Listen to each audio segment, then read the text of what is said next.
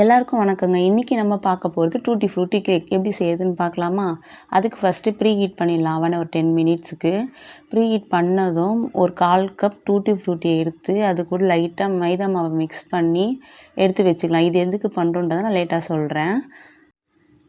அடுத்ததாக நம்ம என்ன பண்ண போகிறோன்னா ட்ரை இன்க்ரீடியன்ட்ஸ் எல்லாத்தையும் எடுத்து நம்ம சலித்து வச்சுக்கலாம். அதுக்கு 3/4 கப்பு மாவும் 1 டீஸ்பூன் பேக்கிங் பவுடரையும் நம்ம எடுத்து சலித்து எடுத்துக்கலாம். இப்போ நம்ம என்ன பண்ண போகிறோன்னா 2 முட்டை கூட ஒரு 1/2 டீஸ்பூன் பைனாப்பிள் எசன்ஸ் மட்டும் சேர்த்துட்டு நல்லா பீட் பண்ணணும். அது பீட் பண்ணி எடுக்கும்போது இந்த க்ரீம் மாதிரி வரும், ஒயிட்டாக அது மாறும்.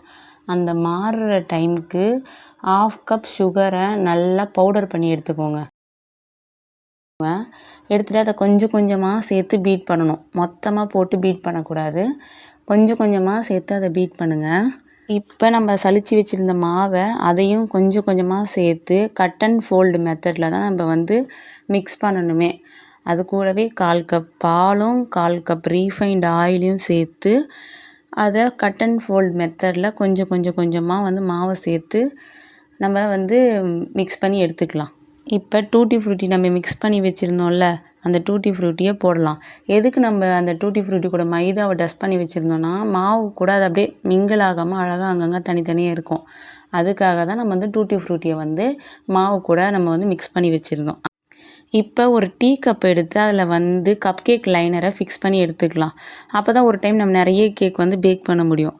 இப்போ உங்களுக்கு அந்த கப்பை எடுத்து 3/4 அளவு தான் ஊற்றணும், ஃபுல்லாக ஊற்றக்கூடாது. அது நம்ம உப்பி வரும். அதுக்காக நம்ம 3/4 அளவு ஊற்றிட்டு அதுக்கு மேலே நம்ம டூட்டி ஃப்ரூட்டியை போட்டு எடுத்துக்கலாம். பார்க்குறதுக்கும் நல்லாயிருக்கும்.